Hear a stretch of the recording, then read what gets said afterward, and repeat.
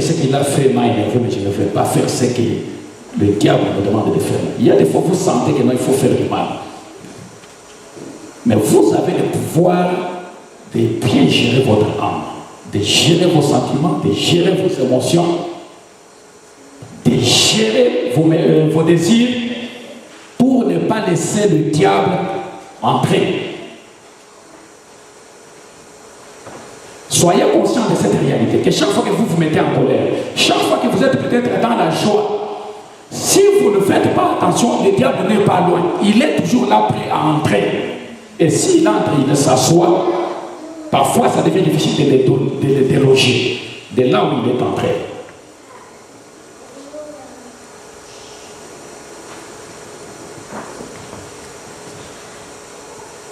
J'ai pris ici quelques exemples de la bonne gestion de notre âme. Ça, c'est un exemple qui nous montre quelques personnes dans la Bible qui ont su bien gérer leurs émotions, qui ont su bien gérer leurs sentiments, qui ont su bien maîtriser leurs désirs, contrôler leur volonté pour ne pas commettre les péchés, pour ne pas laisser le diable entrer dans leur vie. J'ai ici l'exemple de David, le roi. Le roi David, nous connaissons son histoire, on en a parlé ici l'autre fois, avec Bathsheba, la femme d'Uri. Après avoir commis cette faute, David, Bathsheba, qui était enceinte, a fait un enfant, et cet enfant est tombé malade. Cet enfant est tombé malade, on est venu, David était là en train de gêner, il était en train de pleurer, il s'est lamenté, parce qu'il tenait à tout prix à ce que cet enfant puisse survivre. Mais il est arrivé quelque chose qui avait surpris même ses serviteurs autour de lui. Et là, nous sommes dans 2 Samuel, chapitre 12, de 19 à 23. 2 Samuel, chapitre 12, de 19 à 23, la Bible nous dit ceci. David aperçut que ses serviteurs parlaient tout bas entre eux. Ils étaient en train de parler à haute voix, mais cette fois-là, David constate qu'il commence à murmurer. Il parle tout bas entre eux.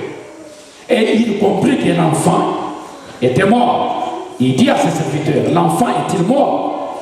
Et il répondit, il est mort. Alors David s'éleva de terre, il se lava, soignit et changea de vêtements. Puis il alla dans la maison de l'Éternel et se prosterna. De retour chez lui, il demanda qu'on lui serve à manger et il mangea. Ses serviteurs lui dirent, qu'est-ce que signifie ce que tu fais? Tandis que l'enfant vivait, tu gênais et tu pleurais. Et maintenant que l'enfant est mort, tu te lèves et tu manges. Il répondit, lorsque l'enfant vivait encore, je gênais et je pleurais, car je disais, qui sait si l'Éternel n'aura pas pitié de moi et si l'enfant ne vivra pas? Maintenant qu'il est mort, pourquoi gênerais-je? Puis-je le faire revenir? J'irai vers lui, mais il ne reviendra pas vers moi. David était blessé dans son âme. Il tenait absolument à voir cet enfant vivre. Mais le Seigneur en avait décidé autrement. L'enfant est décédé. Et lorsque David a constaté que l'enfant, que ses serviteurs commençaient à murmurer entre eux, il chuchotait, il parlait. Vous savez, il y a toujours une certaine manière, il y a un moyen de savoir s'il y a un problème. Si deux personnes sont en train de parler, tu sais s'il y a quelque chose de bien ou de mauvais qui se passe. David a soupçonné qu'il y avait quelque chose qui se passait. Il a demandé à ses serviteurs, l'enfant est-il mort? Ses serviteurs lui ont dit oui. Dès qu'on lui a dit qu'il était mort, David qui pleurait, qui se couchait par terre, qui se revêtait des sacs, qui gênait, il se lève, il se lave, il va, il cherche à manger et il va dans la maison de Dieu. Ses serviteurs sont étonnés, mais qu'est-ce qui se passe? Quand l'enfant était malade, tu gênais, tu priais, tu pleurais. Maintenant qu'il est mort, au lieu de pleurer, de gêner, c'est le moment où tu te lèves, tu te laves, tu prends à manger et tu vas dans la maison de Dieu. Comment expliques-tu cela? Explique-nous, il y a quelque chose qui ne va pas. David avait fait le contraire de ce que la plupart d'entre nous font. Quand vous avez perdu quelqu'un, Et je voudrais insister sur ce point. Quand vous avez perdu quelqu'un de très important dans la vie, l'émotion que ça laisse, la blessure que ça produit, c'est une porte potentielle d'entrée pour le diable dans votre vie. Si cette plaie ne se cicatrise pas le plus rapidement possible, si vous ne demandez pas l'aide du Saint-Esprit pour venir vous aider à cicatriser, à penser votre blessure, cette porte, cette plaie restera ouverte et le diable peut s'en servir pour entrer dans votre vie. Et ici, nous avons un bel exemple de quelqu'un qui a su bien gérer son âme. C'est-à-dire, il a su bien gérer ses émotions, ses sentiments, sa volonté, ses désirs. Il a compris que l'enfant est mort. Et il leur dit, l'enfant est parti. Là où il est parti, moi aussi je le suivrai. J'irai vers lui. Mais il n'est pas possible que lui revienne vers moi. À quoi bon de continuer à me lamenter, à pleurnicher tout le temps. Même si je pleure du matin au soir. Même si j'épuise toutes les larmes qu'il y a dans mon corps. Est-ce que cet enfant va-t-il revenir vers moi? C'est impossible. Ça, c'est une réalité que nous devons comprendre. Tu as perdu quelqu'un de très cher, tu peux pleurer, c'est normal. Mais il y a un temps pour pleurer et un temps pour rire. Il y a des réalités que nous devons accepter. Il y a des réalités que nous devons accepter. J'ai raconté ici, j'ai donné ici le témoignage de mon oncle maternel, le cadet, dans la famille de ma mère. On avait le même âge. On a grandi ensemble, un jour on était comme des amis. Mais quand ce jeune homme, cet oncle est décédé vers les années 90, entre Bushima et Kananga, il était sur les camions, il était le seul à mourir sur ce camion. Le camion a fait je ne sais pas quoi, il a paniqué, il a sauté, il est tombé, il est mort. Comme le diable a détruit. Il est mort. Ça a laissé une plaie terrible dans mon cœur. J'ai pleuré tout le temps et j'ai pensé à lui tout le temps. C'était une plaie tellement ouverte, tellement vive, et l'amour que j'avais pour lui était tellement fort que je n'arrivais pas à oublier. Je n'arrivais pas à accepter ce qui était arrivé. Et puis le diable s'en est servi. Si bien que je commençais à dormir, de temps en temps, je le voyais dans mon sommeil. Je le voyais dans mon sommeil. Il a fallu que je comprenne que ce n'était pas normal. Tu ne vas pas vivre en train d'entretenir un esprit de mort dans ta vie. Celui qui est mort, il est mort. Puisque là, le diable va faire quoi? Il va prendre un démon, un mauvais esprit qu'il va envoyer dans ton sommeil. Il lui fait porter ses visages. Toi, tu crois que c'est ton oncle qui était mort, alors que ce n'est pas lui. C'est un démon. Ceux qui sont morts, David le dit ici, ils ne peuvent pas revenir. Là où il est, il ne peut pas revenir. Si tu vois quelqu'un qui est mort, ce n'est pas lui, c'est un mauvais esprit. Et comme le diable sait que tu aimes tellement cette personne, tu ne veux pas accepter sa mort, tu ne veux pas accepter cette séparation, tu aimerais tellement continuer à l'avoir, il va utiliser son visage pour venir entrer dans ta vie. Et tu es là en train d'entretenir un esprit de mort sans le savoir. J'ai entendu des gens dire, moi, je n'aime pas voir par exemple telle couleur. Pourquoi? Parce que lorsque ma mère est décédée, elle portait, je ne sais pas, un habit de couleur rouge. Chaque fois que je vois quelqu'un avec un habit de couleur rouge, je sens mon cœur est dans la tristesse. Je suis triste, mon âme est abattue au-dedans de moi. Tu as eu une vive émotion. Ta plaie, ta blessure était trop grande. Et malheureusement, elle est restée ouverte. Elle saigne encore. Tu n'as pas encore eu le temps de demander à Dieu de te guérir intérieurement. C'est resté une porte ouverte. Un mauvais esprit est venu entrer dedans. Si que chaque fois que tu vois quelqu'un qui est habillé en rouge, ça devient un problème. Tu te sens mal à l'aise. Ça te rappelle encore cet événement-là. Ta blessure n'est pas encore bandée. Et n'est pas encore pensée. Ta plaie est toujours ouverte. Et le diable, ça ne servit pour entrer. Et dans le cas de David ici, David nous montre les comportements qui doivent être les nôtres. Tu peux te battre pour quelque chose, pour quelqu'un que tu aimes. Tu as dépensé tout l'argent que tu avais à l'hôpital pour soigner cette personne. Mais la personne est quand même morte. Dieu en a décidé autrement, il a repris la personne. Tu dois accepter cela. Puisque même si tu t'attristes pour moi, tu ne vas jamais ressusciter cette personne. Donc chacun de nous a un choix à faire. Faire ce que David avait fait. Dire, le Seigneur a donné, il a repris.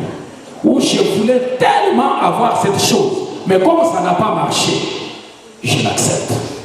Je dois tourner la page, avancer dans la vie. Il y a des gens qui ont du mal à tourner la page comme David l'avait fait. Ils n'aiment pas tourner la page. Mais c'est à nous d'accepter que ce qui est arrivé est déjà arrivé. La vie doit continuer. La vie doit continuer. Un autre bon exemple de quelqu'un qui avait su bien gérer son âme, c'est-à-dire ses émotions, ses sentiments et tout, c'est le cas de Anne, femme d'Elkana. Nous sommes dans 1 Samuel chapitre 1, de 15 à 17. 1 Samuel chapitre 1.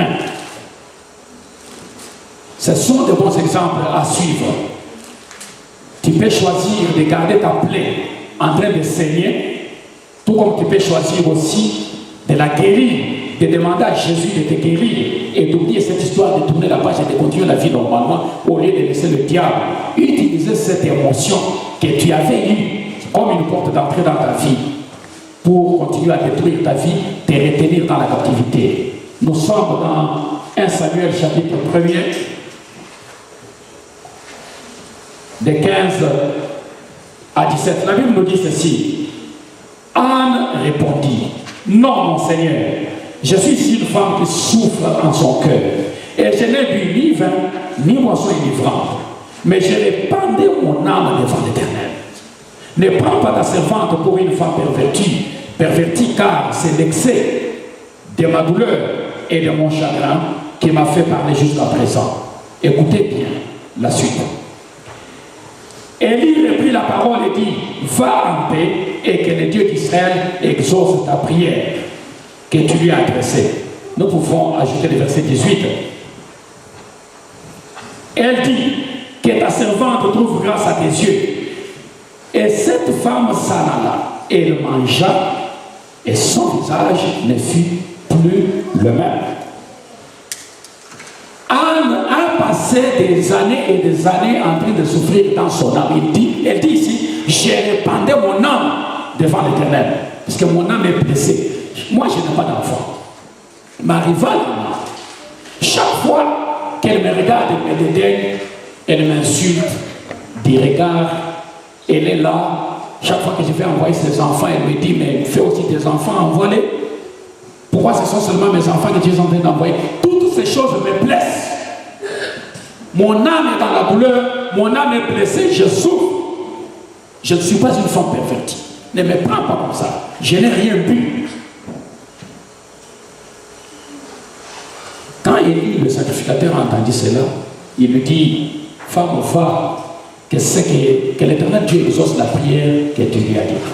Et la chose la plus importante ici, c'est que après avoir ainsi répandu son âme devant le Seigneur dans la maison de Dieu, comme on est venu là, après avoir pleuré, Anne sort de ce temple réconfortée.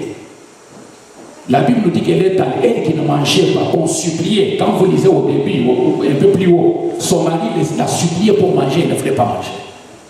Elle ne voulait même pas manger. Blessée dans son cœur, dans son âme. Mais une fois sa blessure est fermée, une fois sa plaie bandée, Anne ressort du temple de Dieu guéri. Elle va, elle mange, et son visage n'a plus jamais été le même.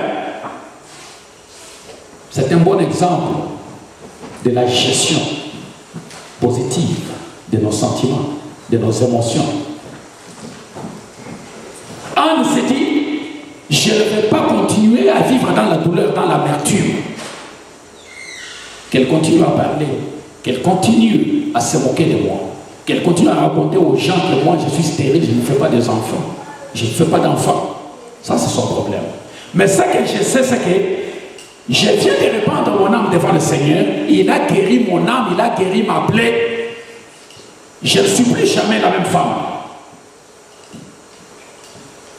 Et je suis convaincu que lorsqu'elle est rentrée à la maison et que Pénine a vu la différence qu'il y avait sur son visage, dans sa façon de vivre, et qu'elle mangeait, et elle ne trouvait plus de porte d'entrer dans la vie de Anne pour lui faire du mal. Vous savez, quand vos ennemis voient vraiment que vous êtes abattu, vous êtes dans l'amertume, ce qu'ils font là, ils vous font du mal, ils vont continuer à multiplier cela. Ils disent à chaque fois que je l'insulte, c'est fâche très fort. Alors je vais continuer à l'insulter. Mais qu'est-ce que vous allez dire si vous vous retrouvez devant quelqu'un, vous l'insultez, il ne fait que rire. Vous insultez, c'est vous qui allez vous fâcher. N'est-ce pas vrai? Vous provoquez la personne, vous l'insultez, vous dites n'importe quoi, la personne est en train de rire, tout simplement. Ça va vous faire du mal, ça va vous tuer.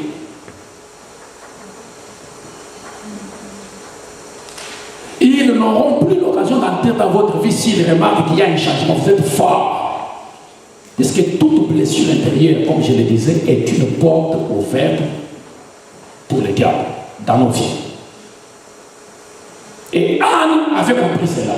C'est vrai que je n'ai pas encore d'enfant, même au moment où je parle, mais je ne veux plus lui permettre d'entrer dans mon pour venir me troubler, mettre de l'amertume dans mon cœur, dans ma vie. Elle a changé. Elle n'a plus jamais été la même. Elle a commencé à manger, son visage a changé.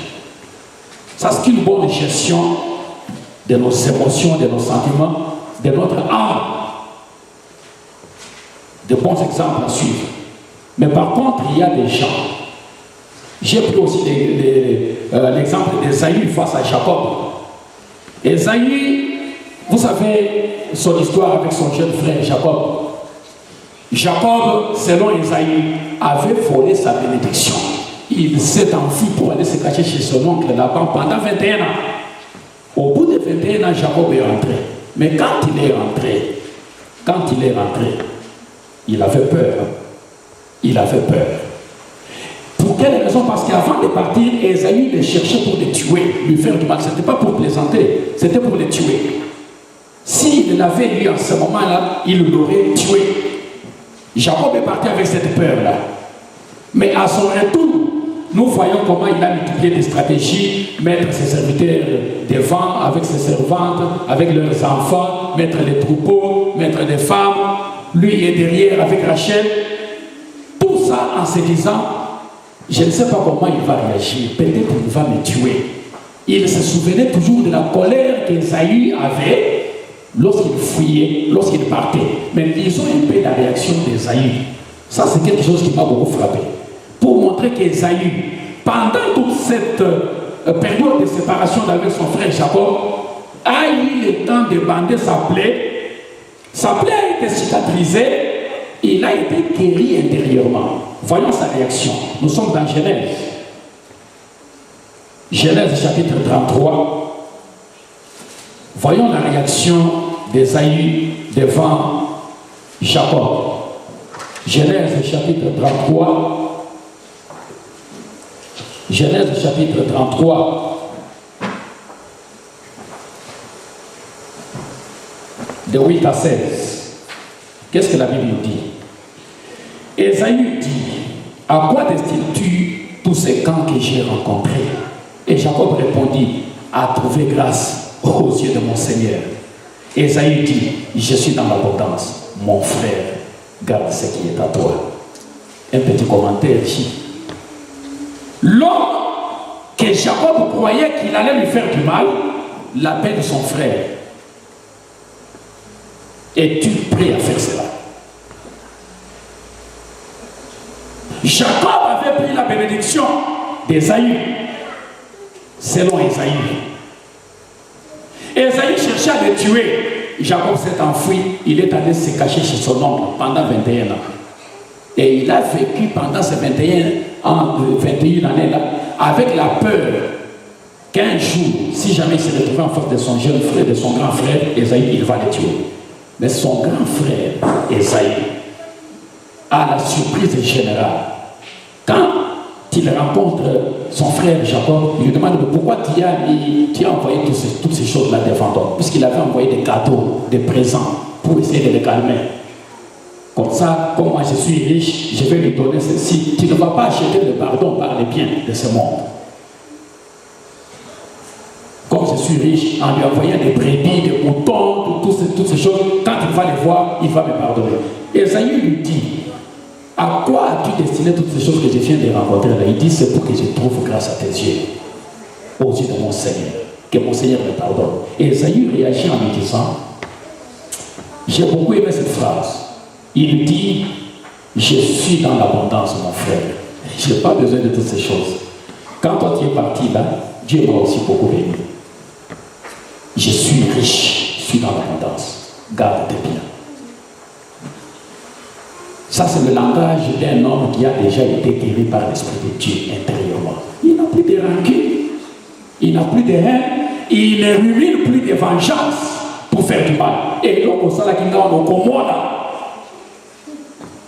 tu feras ce que je vais te faire, jusqu'à ce que je vais me faire. Vous savez qu'il y a des gens, quand tu lui as fait quelque chose, ils ne peuvent pas dormir s'il ne s'est pas vengé.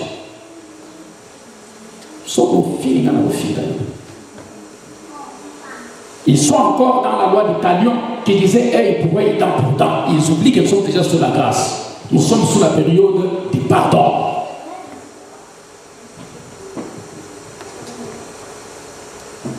Esaü appelle celui qui était censé être son ennemi mon frère. Il appelle son frère. Verset 10. Esaü dit, je suis dans l'abondance, mon frère, garde ce qui est à toi. Et Jacob répondit, non, je te prie. Si j'ai trouvé grâce à tes yeux, accepte de ma main mon présent. Car c'est pour cela que j'ai regardé ta face comme on regarde la face de Dieu. Et tu m'as accueilli favorablement. Jacob savait parler.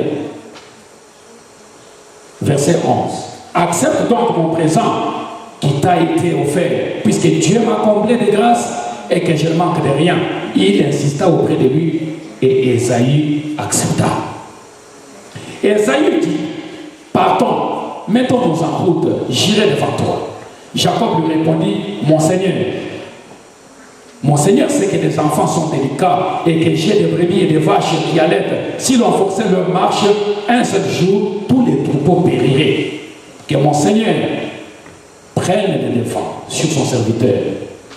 Et moi, je suivrai lentement au pas du troupeau qui me précédera et au pas des enfants jusqu'à ce que j'arrive chez mon Seigneur à Séir. Esaü dit, je vais au moins laisser avec toi une partie de mes gens. Et Jacob répondit, pourquoi c'est là que je trouve seulement grâce aux yeux de mon Seigneur? Le même jour, Esaü reprit le chemin de Séir. Donc Jacob n'était toujours pas rassuré. Jacob avait toujours ce sentiment de culpabilité en lui. Mais aujourd'hui, je ne suis pas en train de parler de Jacob, je parle plutôt de l'attitude, du comportement d'Esaü, son grand frère. C'est lui qui, normalement, pouvait se dire, toi, tu croyais que je n'allais pas te retrouver. Tu es parti, ça fait 21 ans, non? Je t'attendais ici. Aujourd'hui, c'est toi et moi. Tu es sur mon territoire. On s'est rencontrés. Tu verras ce que je vais te faire. Au lieu de réagir de cette façon-là, Esaü lui dit, garde tes biens, mon frère, je suis dans l'abondance.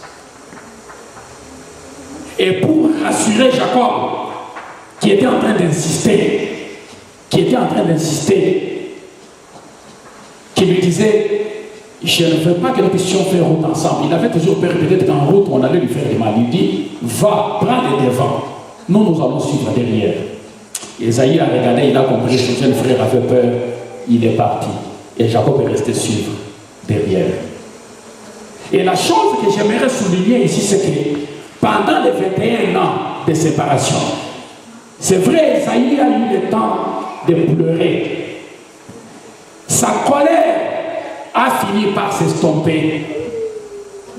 Toute la haine qu'il avait envers son frère a fini par s'effacer. La rancune qu'il avait dans son cœur, les sentiments de vengeance qu'il avait fini par disparaître. pour être remplacé par les sentiments de pardon, d'amour envers son frère. Ça, c'est un signe extérieur que sa blessure intérieure avait été guérie. Sa plaie avait été guérie. Il n'a pas laissé le diable entrer. Mais par contre, dans les exemples que nous allons voir maintenant, vous verrez des gens qui n'ont pas su bien gérer leur âme et qui ont donné accès au diable.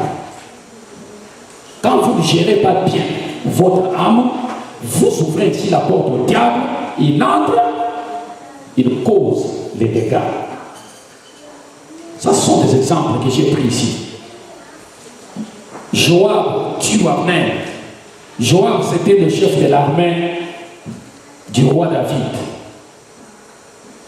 Et Abner était le chef de l'armée du roi Saül, que David avait remplacé. Dans les passages qui suivent, vous verrez ce qui se passe lorsqu'un homme n'arrive pas à bien gérer ses émotions. Lorsque quelqu'un n'arrive pas à bien gérer ses sentiments. Lorsque quelqu'un n'arrive pas à contrôler ses désirs.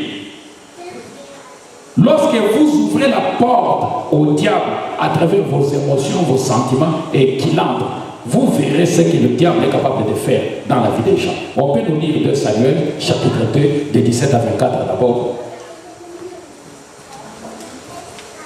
Il y eut en ce jour un combat très rude, dans lequel Abner et les hommes d'Israël furent battus par les gens de David.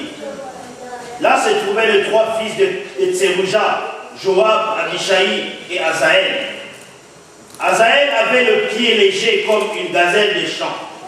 Il poursuivit Abner sans se détourner de lui pour aller à droite ou à gauche. Abner regarda derrière lui et dit: Est-ce toi, Azaël? Et il répondit: C'est moi. Abner lui dit: Tire à droite ou à gauche. Saisis-toi de l'un de ces jeunes gens et prends sa dépouille. Mais Azaël ne voulut point se détourner de lui. Abner dit à Azaël: Détourne-toi de moi. Pourquoi te frapperai-je et t'abattrai-je en terre? Comment ensuite lèverai-je le visage devant ton frère Joab? Et Azaël refusa de se détourner, sur quoi Abner le frappa au ventre avec l'extrémité inférieure de sa lance. Et la lance sortit par derrière. Il tomba et mourut sur place. Tous ceux qui arrivaient au lieu où Azaël était tombé mort s'y arrêtaient. Joab et Abishai poursuivirent Abner et le soleil s'est couché quand ils arrivaient au coteau d'Ama, qui est en face de Kiach, sur les chemins du désert de Dabaron. Merci. On peut encore continuer avec 2 Samuel toujours au chapitre 3e. 2 Samuel 3 de 27 à 30. 2 Samuel chapitre... Lorsque Abner fut de retour à Hébron, Joab le tira à l'écart au milieu de la porte, comme pour lui parler en secret. Et là, il les frappa au ventre et les tua pour venger la mort d'Azaël, son frère. Amen. Vous avez entendu cela? C'est triste. Il y a eu un homme qui s'appelait Abner. Il était le chef de l'armée de Saül. Pendant que David, toutes ces années que Saül a cherché à tuer David. Et David, lui, avait le chef de son armée. C'était Joab. Joab avait des autres frères, Asaël et Abishai. Mais lorsqu'ils se sont retrouvés en train de se battre entre les 2 maisons, la maison de David et la maison de Saül, Abner, qui était le chef de l'armée de Saül, s'est retrouvé en train d'être poursuivi par l'un des frères de Joab, chef d'état-major de David, Asaël. Il s'est retourné, il a regardé le jeune homme, il dit: Mais pourquoi tu fais créer des problèmes? Abner, ce n'était pas n'importe qui, c'était un grand guerrier. Il dit: Petit, regarde parmi les gens qui sont là-bas, les jeunes gens qui sont là-bas, si tu veux te battre avec quelqu'un, bats-toi avec lui, mais arrête de me poursuivre. Sinon je vais te tuer et j'aurai des problèmes avec ton frère Joab. Il connaissait aussi son frère Joab. Je ne veux pas avoir de problème avec ton frère. Ne me poursuis pas. Mais la Bible nous dit qu'Asaël a refusé. Il a préféré continuer à poursuivre Abner. Et Abner, avec le bout de son épée, il a fait seulement comme ça. Il a tué le jeune homme. L'épée est entrée et il est sorti là-bas. Asaël est mort. La Bible nous dit dans la première lecture que quand Joab a appris qu'Abner a tué son jeune frère Asaël, il a pris son frère Abishai. Ensemble, ils ont poursuivi Abner, mais ils ne l'ont pas eu ce jour-là. Et quand ils étaient blessés dans leur être intérieur, ils étaient blessés de ce que cet homme avait tué leur frère. Je vous dis, tout mal que les gens nous font, c'est toujours une plaie ouverte. C'est une plaie ouverte. Si nous ne gérons pas bien notre âme, nous risquons de laisser le diable entrer et de nous conduire à faire des bêtises. Et dans la dernière lecture que nous avons lue, dans 2 Samuel 3, de 27 à 30, nous voyons la vengeance de Joab.